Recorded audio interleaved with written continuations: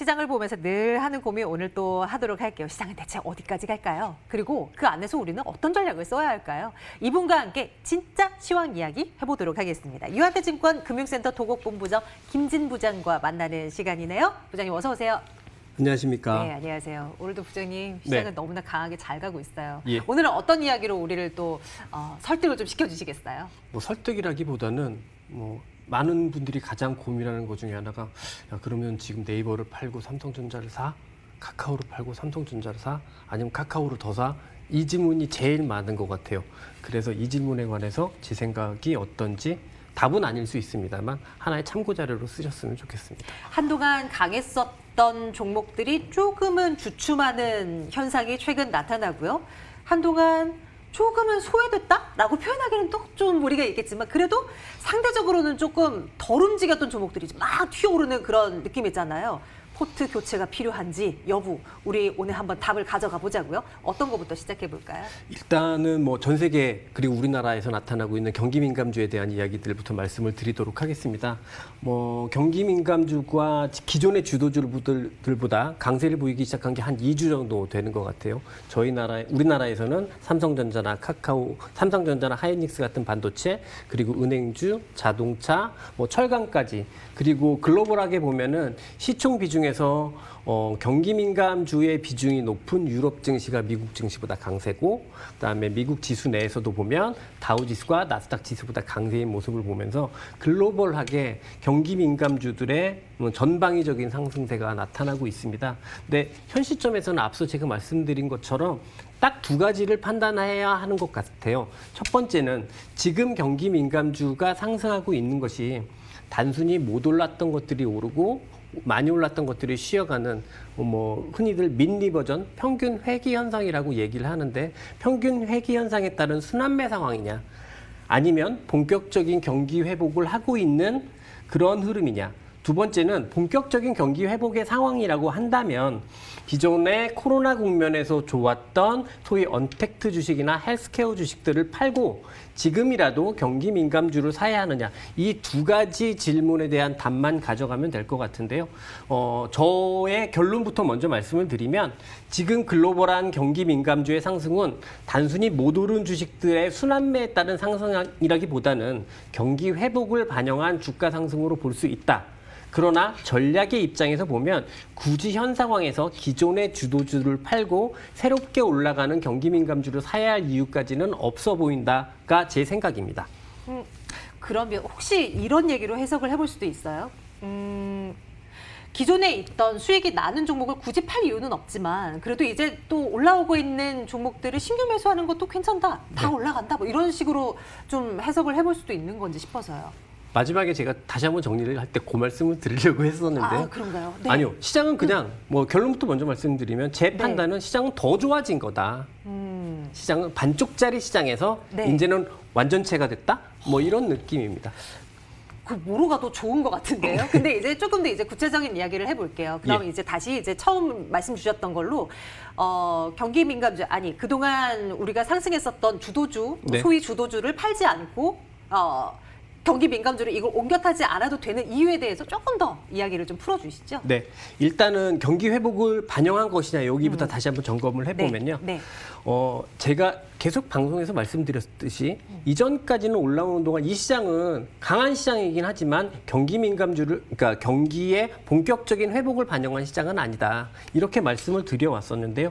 그런 흐름이 되기 위해서는 경기 민감주가 반등을 하는 시점에 채권의 금리가 같이 반등을 해줘야 된다. 네. 이런 말씀을 드렸던 적이 있습니다. 그리고 사실 지난주 중반까지만 하더라도 미국 금리나 우리 금리는 그렇게 움직이지 않았었어요. 그래서 저도 시장의 정확한 성향을 파악하는데 굉장히 좀 힘들었었던 부분이 있는데요. 그 경기 회복을 반영한 흐름이 아마 유럽에서부터 그 실마리가 나타나지 않았나라는 생각이 듭니다. 제가 그래프를 하나 가지고 와봤는데요. 네, 볼게요. 독일의 10년물 금리하고 미국의 10년물 금리를 비교한 그래프를 한번 가지고 와봤습니다. 보시게 되면 옅은 색이 미국 금리고 짙은 색이 독일 금리인데요. 네. 미국 금리는 계속 최근에 이제 지난주부터는 좀 반전하기 시작했습니다만 이전까지는 계속해서 플랫한 방향성이 없는 안정성을 보이고 있었던 반면에 독일 금리는 금리는 2주 전부터 좀 우상향하는 흐름이 나타났어요. 이런 독일 금리가 먼저 반전한 이유가 무엇이냐라고 고민을 좀 해봤는데요. 이번 ECB에서 추진하는 양적 완화 프로그램인 PEPP가 이전보다 훨씬 더 효율적으로 운용되고 있기 때문인 것 같습니다. 여기서 좀 잠시 복잡한 이야기지만 부연 설명을 드리자면 원래 ECB의 양적 완화 프로그램은 EU에 재정을 납입하는 비중만큼 자산을 매입하는 프로그램이었습니다. 그렇기 때문에 EU에 가장 돈이 많은 나라가 독일이잖아요. 그래서 실질적으로 자산 매입을 하면 독일 국채를 제일 많이 샀었어요. 그런데 이번 프로그램 같은 경우에는 기존의 기준보다 훨씬 더 완화된 형태로 자산 매입을 진행을 하고 있고, 그래서 이번 PEPP가 지금까지 자산 매입한 총 비중에서 36%가 이탈리아 국채입니다. 그리고 오히려 독일 국채는 6.5%에 지나지 않는 상황이고요. 네. 사실 글로벌하게 이번 코로나 사태로 가장 타격을 많이 받는 지역이 어디일까라고 생각을 하면 남유럽 지역입니다. 왜냐하면 사실상 제조업의 비중보다는 관광의 비중이 엄청나게 GDP에서 차지하는 비중이 높은 나라들, 높은 지역이기 때문인데요. 실질적으로 이번 ECB의 양적 완화 프로그램이 효율적으로 진행이 되면서 남유럽 국가의 실질적인 유동성 공급이 진행이 된 거죠. 이것 자체가 유럽 전체의 경기나 유럽 전체의 재정에 안정성을 주고 있는 상황이 되어버렸습니다.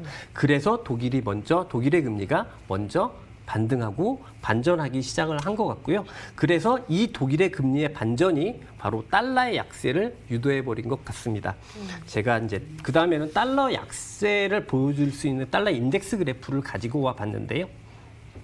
그래프를 보시면 이제 오른쪽이 계속해서 이제 한번 빠졌다가 세게 올랐다가 그다음에 이제 박스권으로 막 이렇게 왔다 갔다 하죠. 그러면서 이제 달러의 강세나 달러의 약세가 특별하게 나타나지 않다가 한 2, 3주 전부터 이제 달러가 급격하게 하락하는 모습을 보여주고 있습니다. 네. 이제 그래프에서 보실 수 있을 것 같은데요. 이런 차이가 나타났던 이런 흐름의 변화가 나타났던 가장 큰 이유는 앞서 말씀드린 대로 미국 금리와 독일 금리의 차이에 의한 것이라고 분석할 수 있어요. 흔히들 우리들이 가장 이야기하는 게 대체 관계가 성립하는 통화의 경우에는 금리가 낮은 쪽에서 금리가 높은 쪽으로 흘러가게 되어 있거든요. 그렇기 때문에 당연히 유럽 대표 금리인 독일의 금리가 반전하면서 유로의 강세가 나타나 버렸던 거죠. 이런 흐름들이 결국은 어떤 상황으로 나타났는가라고 보면 결국 유럽의 재정 안정이 독일 금리의 상승을 만들었고 덕분에 유로화가 강세, 달러가 약세가 되었다. 그리고 증시에서는 리스크온 성향이 강해지면서 경기 민감주가 움직이게 되었다라고 정리할 수 있을 것 같습니다. 사실 저 달러 인덱스에서 달러가 하락하는 시점이 거의 글로벌하게 시클리컬한 주식, 경기 민감주들이 본격적으로 반등하는 시점과 일치하게 떨어지고 있습니다. 저도 찾는데 저게 왜 저렇게 나타났을까부터 찾아나면서 역으로 찾아왔던 부분이 있거든요. 그래서 현재 주식시장의 상승세는 유럽부터 시작된 어떤 글로벌한 경기의 회복에 대한 사이클들을 반영하고 있다라고 볼 수 있을 것 같고요. 지난주에 또 이제 미국 실업률 지표 때문에 한번 서프라이즈가 났었잖아요. 어떻게 보면 사실은 그거는 대단한 건 아니었고 리오픈을 하면 실업률은 좋아집니다. 대단한 건 아니었지만 어찌됐든 리오픈이 경제 지표에도 반영되기 시작했다는 측면에서 보면 그 흐름 전체적으로는 뭐 당연히 경기 회복을 반영하고 있는 거다. 이렇게 볼 수 있을 것 같습니다. 말씀 주셨던 해외 주요국 통화들의 이런 상관관계 속에서 또 이것이 또 우리 외환 시장에서도 영향을 주고 있는 부분이잖아요. 최근 원달러 계속 또 네네. 하락 추세를 나타내고 있고 이러다 보니까 우리는 기대를 거는 것이 이제 위험 자산으로 돈이 들어오겠네. 외국인들 들어오겠네. 우리 시장으로 오겠네. 이런 네. 생각을 이제 하게 되는 것 같아요. 예. 이제 오늘의 본질적인 주제로 다시 돌아가죠.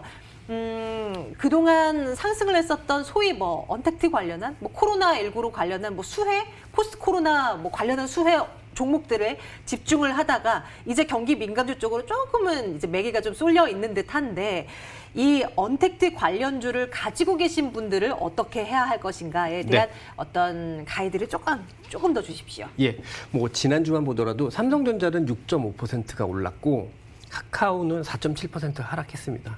그렇기 때문에 카카오를 팔고 삼성전자를 샀으면 한 10%의 이익이 났겠죠. 네, 그런 상황이기 때문에 단기적으로 보면은 이제 기존의 주도주를 팔고 경기 민감주를 사야 하는가 이런 고민에 빠지게 되는데요. 제가 초점을 맞추고 싶은 부분은 그동안 우리 시장 그리고 글로벌한 시장에서 시장의 주도주 역할을 해왔던 언택트나 헬스케어 관련주들이 네. 과연 코로나 국면에서만 좋은 기업들이냐? 제 생각에 그거는 아닌 것 같거든요. 어차피 이들의 비즈니스 모델은 전 인류가 나가야 되는 4차 산업혁명과 맞닿아 있는 그 트렌드와 맞닿아 있는 비즈니스 모델입니다. 어차피 가야 할 길이 이번 코로나 때문에 더 가속화됐다고 볼 수 있을 것 같고요. 현재 그리고 경기가 리오픈되고 있지만 코로나가 완전 종결된 상황도 아니지 않습니까? 그렇죠. 그렇기 때문에 현재의 주도주군이 리오픈이 된다고 해서 이 비즈니스 모델들이 나빠질 거다라고 볼 수 있는 이유는 없는 것 같아요. 오히려 사실 경기 민감주가 상승하면서 경기가 좋아지는 것을 반영하기 전까지는 시장은 반쪽짜리 시장이었기 때문에 제가 방송에서도 조금 몇 번 말씀을 드렸는데 현재 강한 종목들도 사실은 경기를 탄다.